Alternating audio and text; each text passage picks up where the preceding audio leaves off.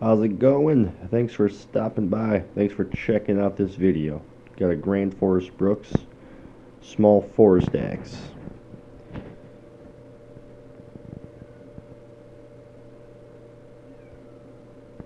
Now this video is not going to be me using the axe, so if you're looking for that kind of stuff, check my channel and you'll find those videos on there. But this is just after heavy use and just using it for a couple hours, a good number of hours of run time, so to speak, behind the axe, and a few other people also using the axe. My conclusion and my review. No, my thoughts on this axe. It's a freaking winner, man. It's a 10. It gets all 5 stars, 10 out of 10 rating. This thing is just kick ass.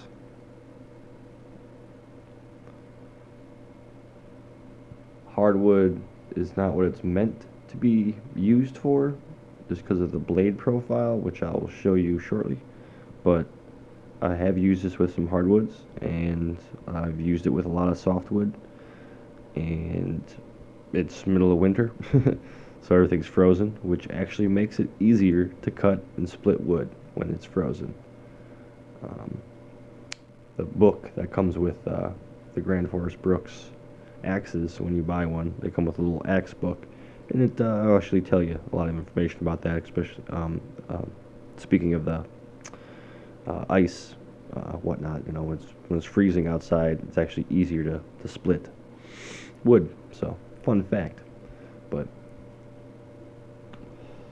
instead of keeping running back and forth down this thing, let's check it out.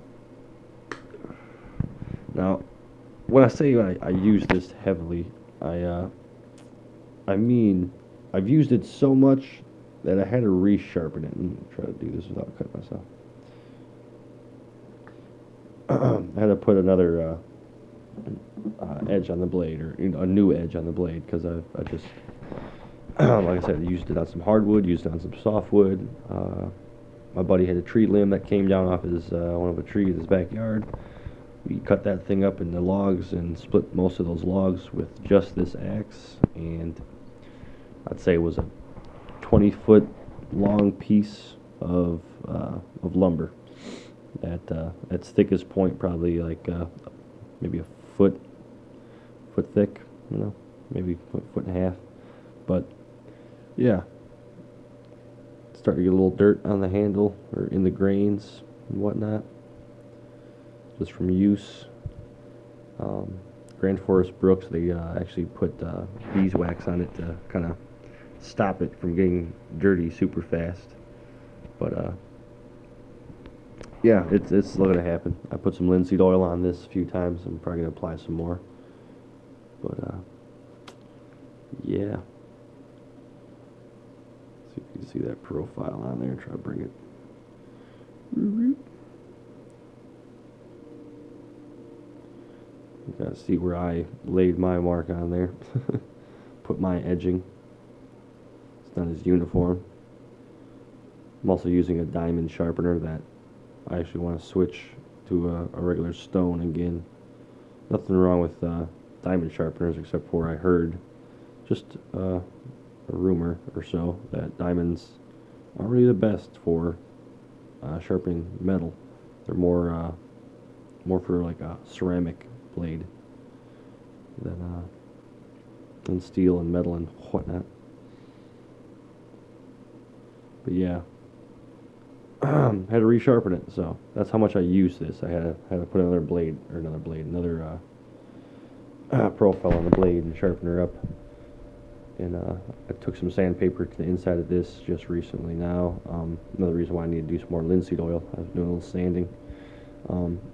As you can see, they're actually not really even. Let's flip this side around. Which, I mean, not that big of a deal. It's just a lanyard hole, so it's not like it's got to be perfect, nothing like that. But I don't know, something that I noticed. Grain structure, pretty dead on. The little white stuff on that section on this side here, on the right. That's from sanding. You can see a little chip in the end there. I was just kind of making that not so rough on the hand. Losing light. Go figure. Turn that back on. See, I got a damn motion sensor up there. It works nice because, you know, you come inside out of the house and whatnot, but when I'm doing my videos or anything out here, it's just ridiculous. See, that one went off over there now. Another little weird fact, this one says Gransfors Bruks, Sweden.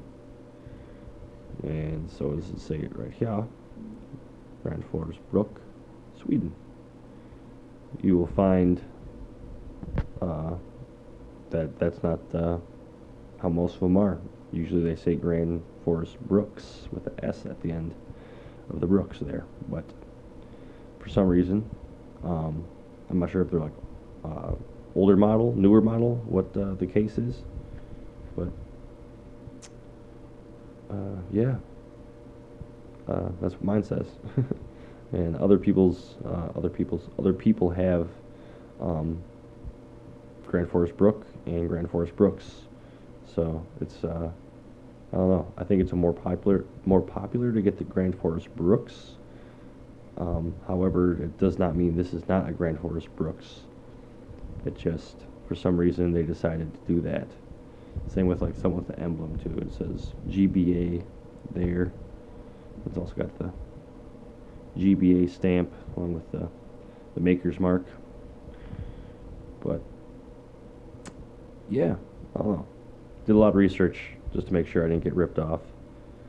And nah, it's the real deal.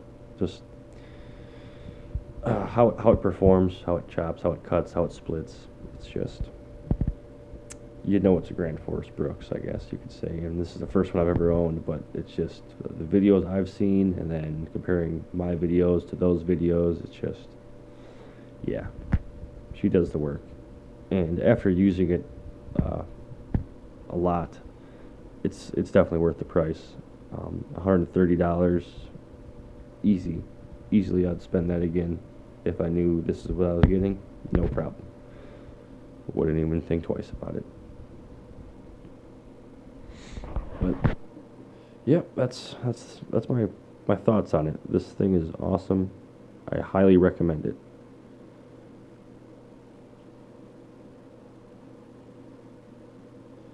All the forge marks. Really nice.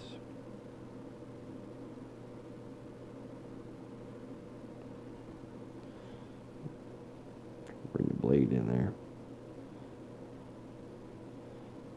Still perfect. I mean, I used it and I resharpened it, but I mean, it wasn't chipping, it wasn't rolling. The edge held up great. I just took a little bit of little bit of material off just to kind of give it a little more of an edge after, you know, heavy use. Something you just gotta do. So, thanks for watching. I guess real quick I can show you the sheath, just up close while we're doing this in super high definition on my phone here.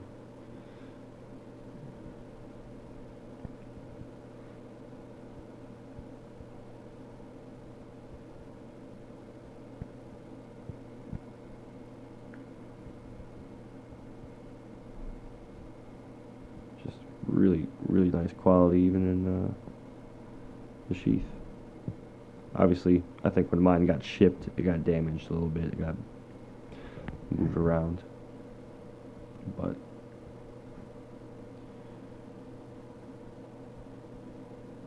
yeah, worth every penny. So if you're thinking about buying it, do it. Totally worth the money. If not, Scandinavian Axe is also another one. A little bit longer, but worth the money. Thanks for watching.